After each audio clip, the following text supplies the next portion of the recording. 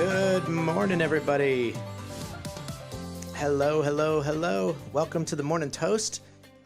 Pretty exciting day around here because this marks the very first time we did our remote broadcast. That's right. The Morning Toast has hit the road. We actually went yesterday and did a broadcast shoot at Restaurateur restaurant in Macomb Township. There we met with Gabriella Baldwin. She's the owner of the restaurant and partner in the Baldwin restaurant group. And combined, they have Testabara, which is this great Italian restaurant. They have J. Baldwin's, which has been there a bit longer. And they have a brand called Skater Pie, which they sell various, they look like pizza to me, maybe calzones. I'm sure I'm saying it the wrong way, but amazing food with a bit of a twist on it. That's pretty fun. Anyway, we had a great time. It was a great broadcast. We talked about her background as a child, growing up in New York City, where her father was a fireman. And they would visit the various fire halls, learning about cooking and from the different cultures that existed. And I think that was really cool to be grounded in those roots way early on, which then caught up to her in her career as she became a chef and then a restaurateur. We talked about her experience at the Culinary Institute of America, which I think is the world's most prestigious culinary school, at least one of them. Her multiple TV appearances, working with Guy Fieri with a contest show that she won, by the way, as well as another show with Valerie Bertinelli called The Home Cooking Show, and she won that contest as well. There's a few broadcasts that are coming out that have not been released that she's on. She's like a rising star and a rising TV personality too, so hopefully she won't forget about us here. Anyway, she's also a columnist for a sister publication of Macomb Now called Local Pour, and even if all of that wasn't enough, her and her husband Michael have a little guy, 2 years old, named Hudson, who apparently is already showing signs of becoming a master chef himself. He has his own craft beer, which you apparently can never start too young, getting in the beer business. So joking aside, what was most impressive to me, and I'm sure you'll agree, was how laser focused her and her business partners were of getting through the pandemic. And what they did and the creativity that they used is just awe-inspiring. And that's what the Morning Toast is all about. That's how we started. And I hope you enjoy the broadcast. Thank you. All right, you guys. I could not be more excited because this is our very first remote broadcast shoot. So we'll cut in and we'll show you the cameras and all the lighting setup. And there's thousands of people back here behind us all, as sort of studio audience folks. Yeah, so there isn't. But maybe someday there will be. All right, so super excited. I'm here with Gabriella. We're going to jump in and get right down to it. Exciting. So, all right. Let's do it. So let's start with some background, okay? You were born in New York. Yep. You were sort of raised as a young little sapling in New York, and you were running around kind of learning the restaurant business, which I thought was really interesting, by visiting firehouses because your dad was a firefighter, right? Yeah. Now, my dad was a firefighter too. And so I understand just by happenstance that what the connection is to food.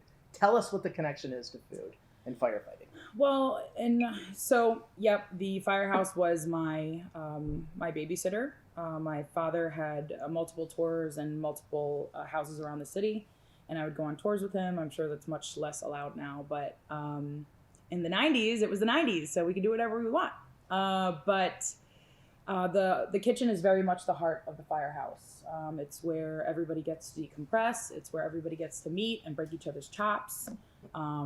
That chop breaking poured into our family life. The dinner table was very brutal at home. But here I am in a kitchen. Brutal in the sense that everything had to be perfect, or brutally funny. Oh, got it. And if somebody didn't leave the table crying, it probably wasn't a decent chop breaking session or dinner. But there were so many cultures that were brought together in the kitchen, in a firehouse, as you can imagine, in New York City. Yeah.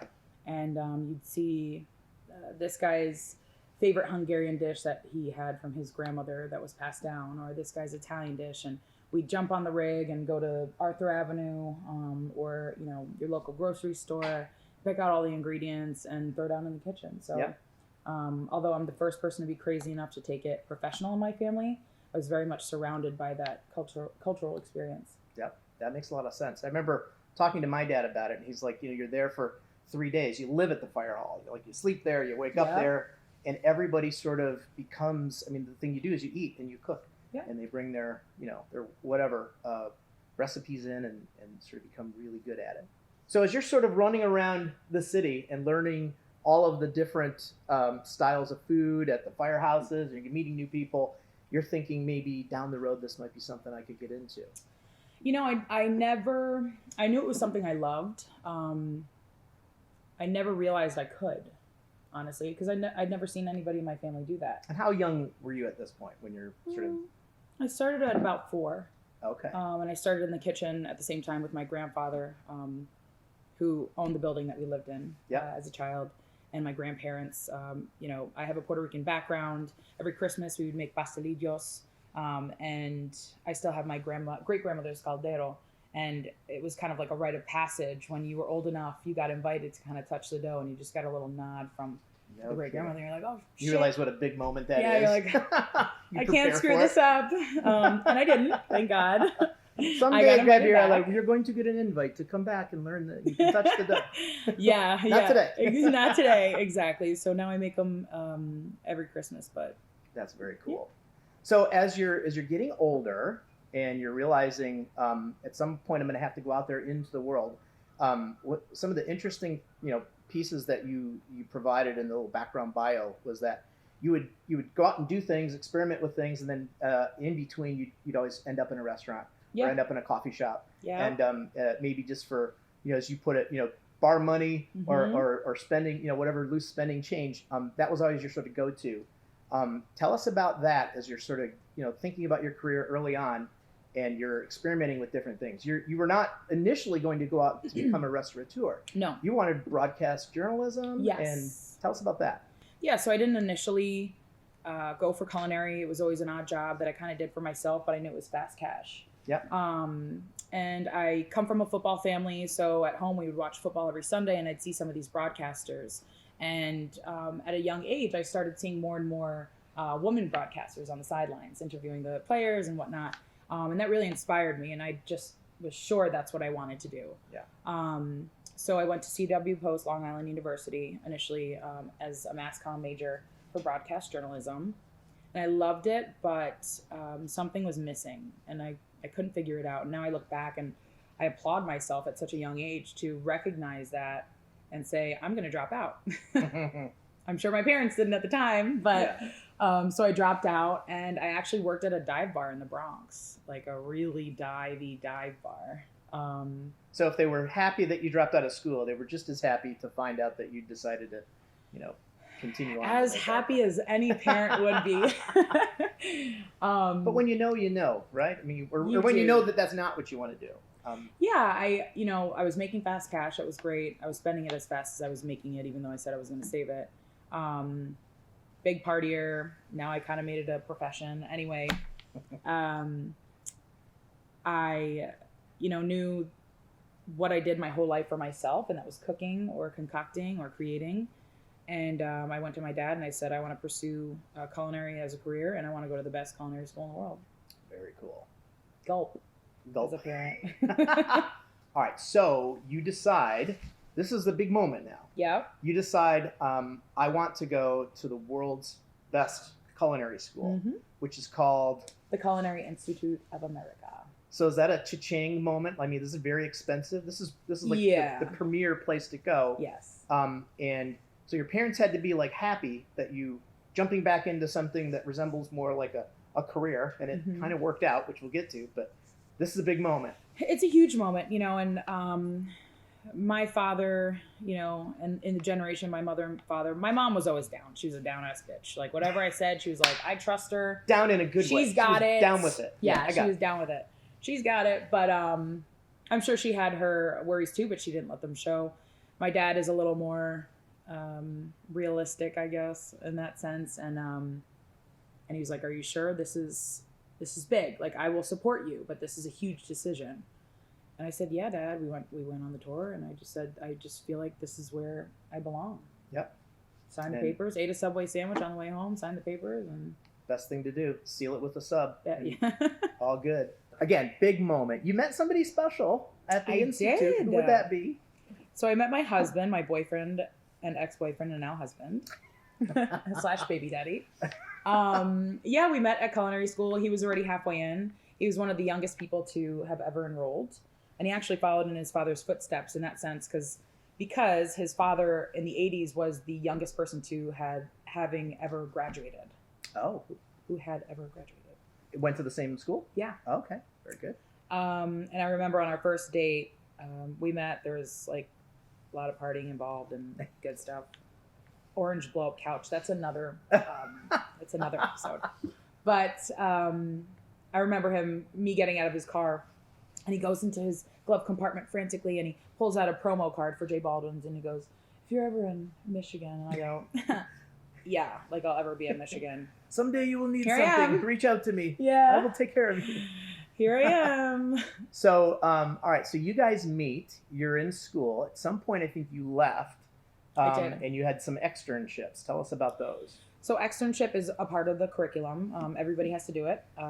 I had a few offers to do it at the American Club in Japan, Pebble Beach in Colorado, Disney.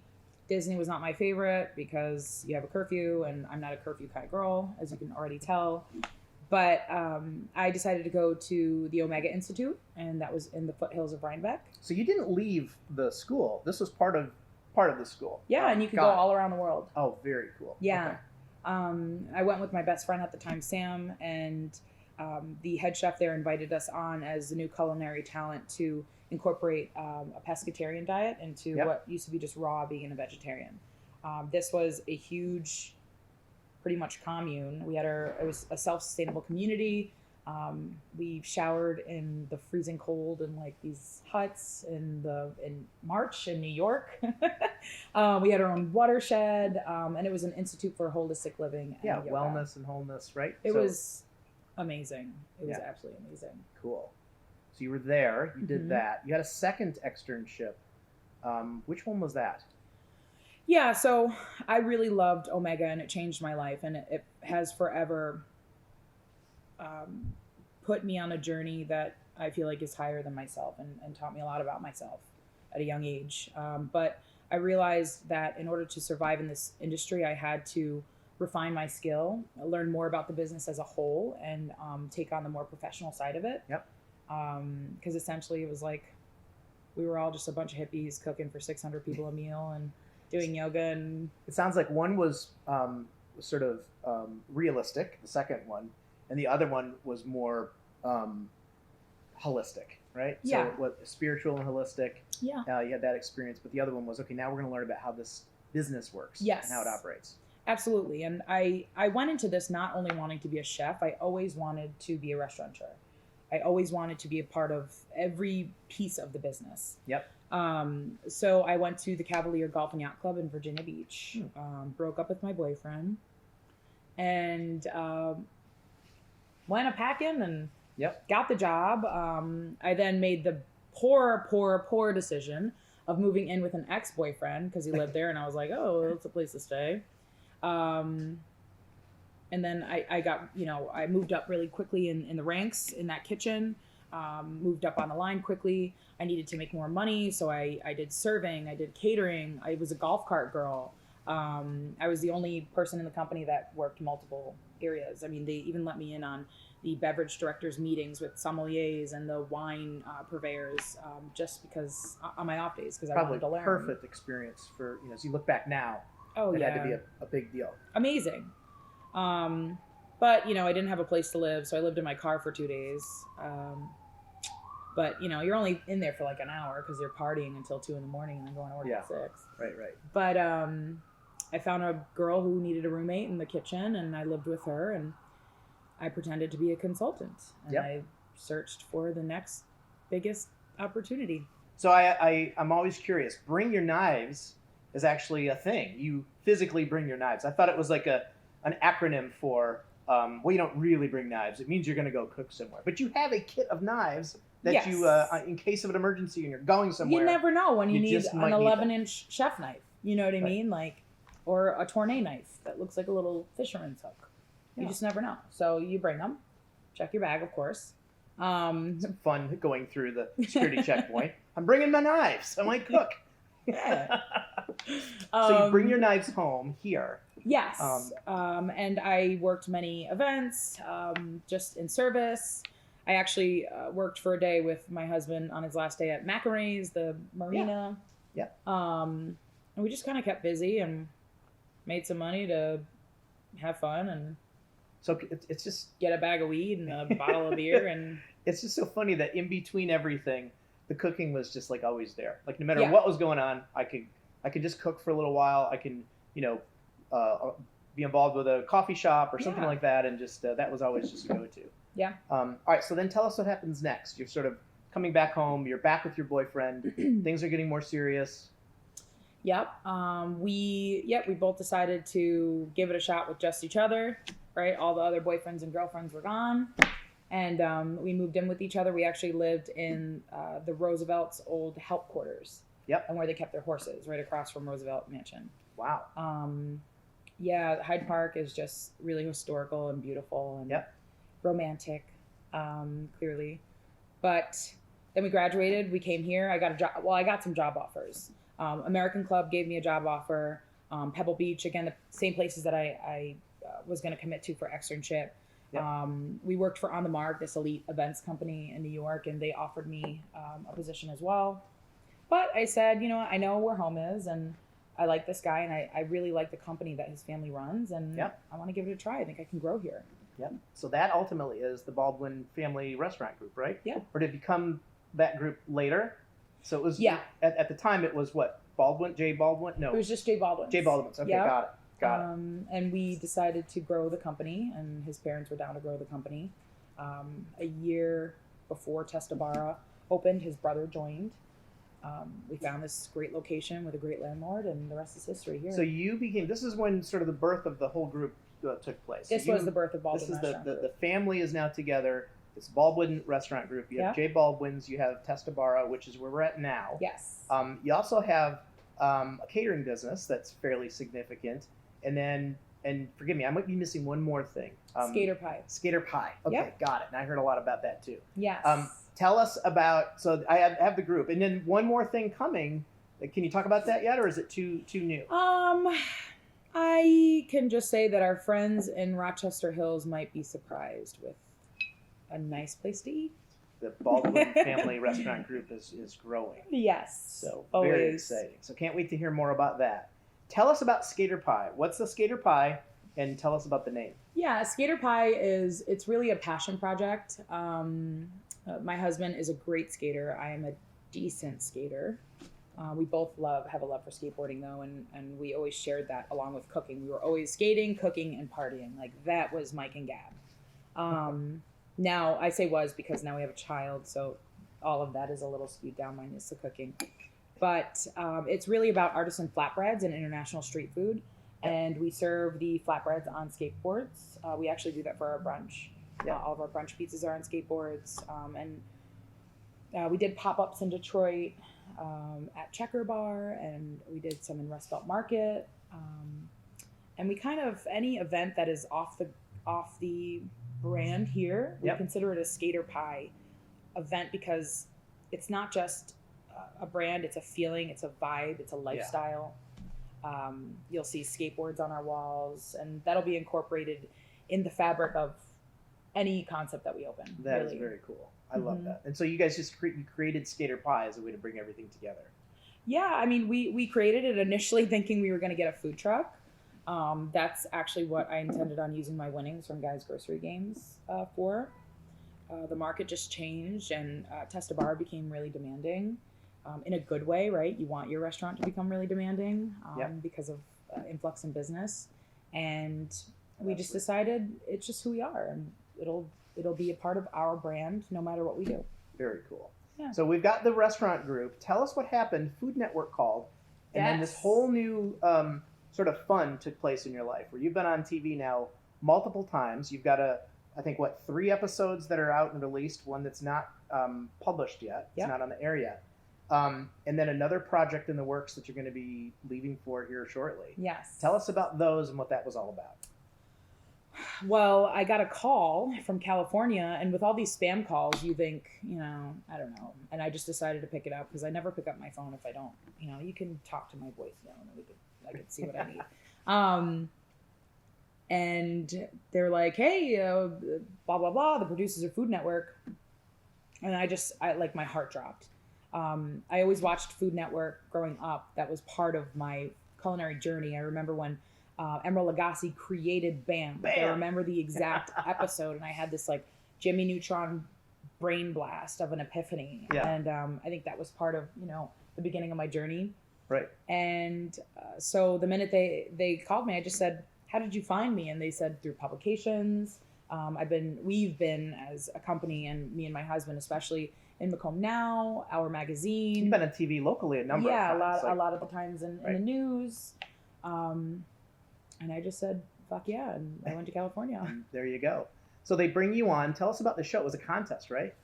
Yeah, so it was Guys Grocery Games. So I've seen that. That looks like a lot of fun. It is very stressful. It's like shopping spree meets cooking, contest. Yeah, it's like here, go on television, on national television, do the production side, do the cooking side, do it well, and also you have to shop for your ingredients. And also I'm going to throw all of these like monkey wrenches in to try to throw you off, off the rails. So, but I'm an adrenaline junkie, so it really... Probably perfect for that. Oh, yeah. So you don't just get the experience of going on the show, you freaking won the show. I won $16,000. That is so cool. Just a little small chunk of change. So that's a blast. What did you do with it, just if you don't mind my asking? Yeah, we started Baldwin Food Company. Yep. And it's kind of stayed internal. It's like a food line with our sauces, our fresh pastas. We make all of our pastas fresh in-house. Yep. So it's kind of a take-home line. And it's potentially going to grow into other things. We're starting to play with the cocktail line as well. So, some of it went into that, into my son. Yeah. Into the business. So yeah, there's plenty of places to spend money. Yeah, really there's no shortage of places to spend it, for sure. But that wasn't your first stint with Food Network. Tell us about, there was another program you were on that's kind of, to me, like the Family Feud of cooking. Yes. Right? So tell us about that. So I actually went on Guys first, won that, and then Valerie Bertinelli's show hit me up and said, hey, we know you were on Guys Grocery Games. Do you know anybody who would be interested to do a new family show? And I'm like, yeah, you kind of called the right people. I mean, everybody short of the dog is in the business. No. I love it. And he kind of is too. No. But yeah, so initially it was myself, Mike, and obviously his dad, Chef Jeff, who interviewed. And then Rose, his mom, was in the background. We were at a friend's house having dinner in Bloomfield Hills, and we used his computer. He was so excited to be able to host this, and he just left us alone. He didn't really know what was going on. And Rose is in the background tell him this. No, tell him this. Just being Rose. We call her the general. Rose was probably the star of the show. And they go, no, who's that girl? And she's like, no. And there we are on a plane to LA. That is great. Yeah. So, and you won that show too. We won that show too. Jeez. What was that like? What was the winnings? Tell us what you got with that. I think it was $9,000. Yep. Winnings. And we pushed the production team to finish early, and we got to party it up in LA for the night. Probably came back in the hole a couple thousand after all of that, right? Yeah. Yeah. Money for coffee. Yeah. Oh, how fun. So it was incredible. Yeah. So now you're like a regular though. I mean, you have a TMB. I did the research and I looked up and there's your episodes right there, called out. So the next one coming up, I'm going to guess you have a non-disclosure and can't say much about it. Yeah. All right. So, but we'll give us an excuse to check back with you on that For sure. But you've got a whole lot more exposure now, and certainly the family business. Tell us about Testa Barra. Give us a local Michigan pitch for why we'd want to come out and visit the group. Yeah. So J. Baldwin's is New American. Testa Barra is New Italian with more of a northern influence. So you're going to see your fontinas, your gnocchi, a lot of ravioli, and some great cheeses and cream sauces. But we focus heavily on fresh seafood as well.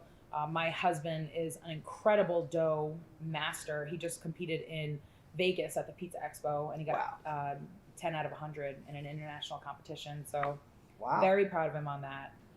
Our dough program is unmatched, and I'm kind of like the seafood girl.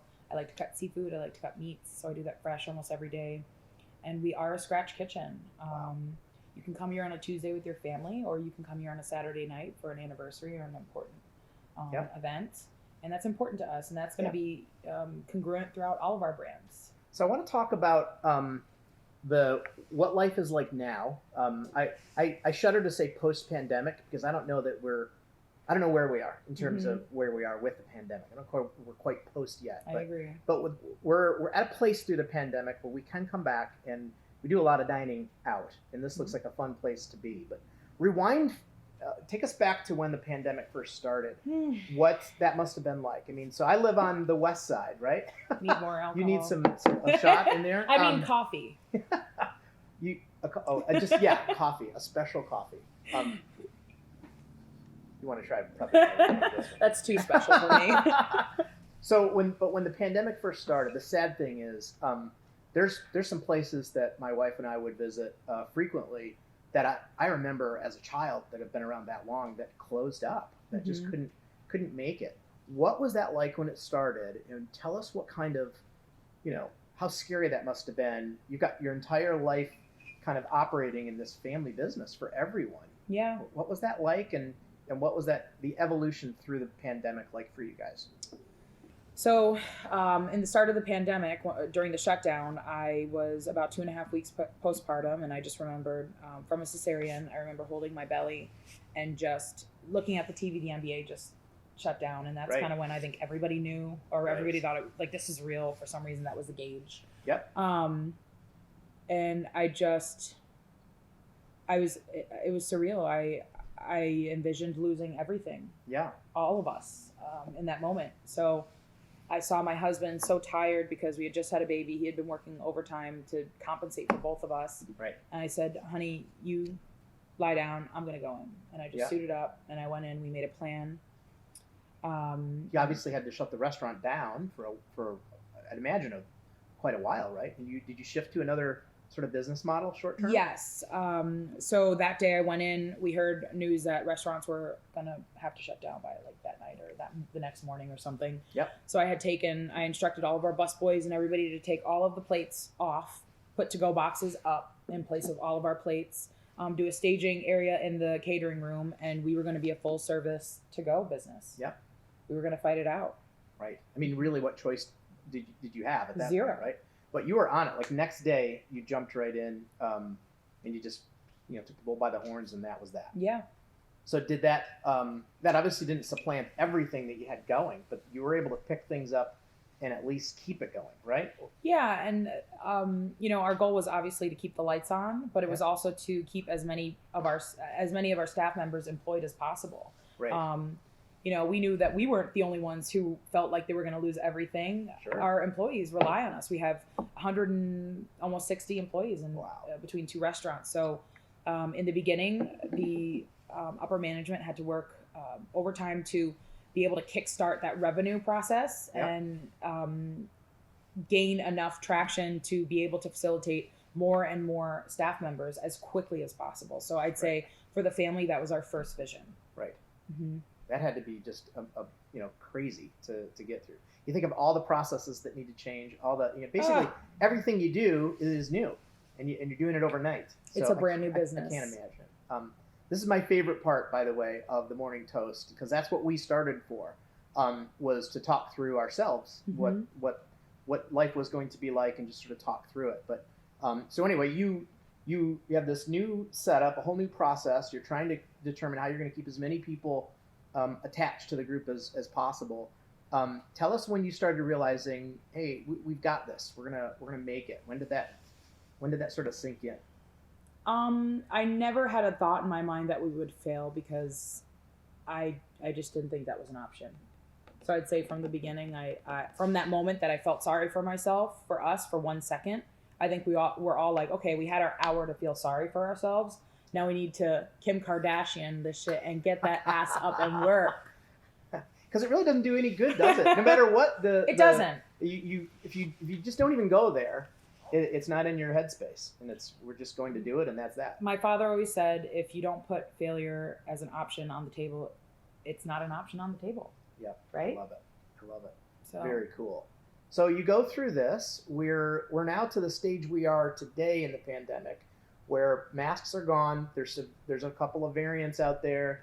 We have to. We're always watching the TV and finding out what's coming next. But we're maybe walking 6 feet apart when we can in at various locations. But life has kind of found its own rhythm again. Yeah. People are back in restaurants and back in businesses, but something is still way off. Like you can't find people. Supply chain is significantly disrupted. My wife and I were out to dinner here. I guess it was a few weeks ago. And in typical fashion, I was like mumbling something about service. And she quickly reminded me, and she was right because she's always right, that, there's... What's your wife's name? That's right, Jennifer. And, Jennifer? Yeah, that's the part for her. We're definitely leaving that in. But seriously, she just reminded me there's probably... I don't know how many dozen people at home that aren't here, and you can't give grief to the people that are. And realizing, there's a section of the restaurant, plenty of business, a line out the door, but there's probably 25 seats that they don't seat people in because they want to throttle back the service expectations so they can look after the guests that are there. So the whole thing is just kind of, it's watered down to a place where they're trying to just get by. Closing one day of the week because they don't have the staff to do it. Tell us about the challenges of today now that we're here. Yeah, so from that moment on, we just kept growing and growing and growing. We have a big following with our cooking classes. So instead of doing cooking classes in person, we did them virtually. And people would come and pick up their boxed 4-course meal and watch us act like crazy people on on camera at home and drink too much good wine. So our customer base really saw a different side of us that they evidently enjoyed, and it is truly who we are. But we aggressively, took courses on pandemic, protocol, which was, I'm sure they were writing as they went because everybody was, right? Remember we were wiping down knobs and things like we didn't realize back then. Yeah, we even got the microbial spraying of the restaurant. My sister-in-law, so Jeffrey's wife, he's the front of house and sommelier wine. More partner of it, where Mike and I are back at house. But his wife, she's in heavy research. She works for DTE. She's incredible, and she just helped us kind of navigate through making this new handbook that was all about the pandemic. I mean, we really dove into each layer. We didn't just on the surface say, hey, we're wiping down our doorknobs. Come on in. I mean, we had plexi units, but we wanted to make them inviting. So we had our artist, Patrick Cage, do these cool artistic like decals on them. Cool. So we really tried to make it feel as welcoming. And we filled the empty tables with plants. So you didn't feel like it didn't look like just a shell sitting there off like an apocalyptic diner. So despite the challenges that are there, and I know that, maybe not every restaurant was hit with exactly the same challenges, but by and large, the industry was hit like severely. And I know you have supply chain challenges. I know you had challenges with, finding staff, and it's just things aren't as available, but you guys were able to sort of upstart some new methods of doing business. The pandemic forced you to sort of retweak your mind as to how you look at the business, and you got it. You got through and you pulled it together. And it's interesting. You're telling me that you're growing again. You've got a new operation about to start up, but you're at full capacity here, right? So, and 100% capacity for employees, 100% capacity for guests. You're making it, and I shudder to say you made it. You made it through what I think is probably the most difficult phase of life right now as I look back in the last sort of 3 years. So kudos to you. Thank you. Kudos. Thank you. Well, the team, to the family. We have, our family is incredible, and we were all convening every morning before work, working round the clock to just make sure that we were reinventing, learning more about social media and how we could leverage that to create more business. And everybody was just throwing all of these ideas on the table. I mean, we would have creative meetings every single day, but that's what it took. And as you're out on the other side of this thing, you're stronger. Absolutely. The whole experience just made you that much more, robust than you were when you started. Very cool. All right, we'll leave with one last thing. Tell us about, decades down the road, what's the next future generation? I understand you have a chef in the making, a little 2-year-old fella. My Hudson.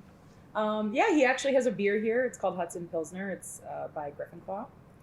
They're good friends and a very reputable brewery that we've been using for years and years. And he's already starting on omelets, and washing dishes. He liked the beer? Did he pick that one over? He likes the color, but he can't try it until a little later. All right. Well, listen, thank you so much for having us out today. Thank you for having me. Congratulations to everything that you've got going on. Please don't forget us when you're famous. And, I'm excited to share my journey. You remember, and I think it would have been, if you had to look back, the morning toast is what really pushed it all over the edge. Oh, yeah. And all the magic happened after that. So absolutely. Anyway, thank you guys. Thank you again. Our first broadcast of the Morning Toast remote. Woohoo!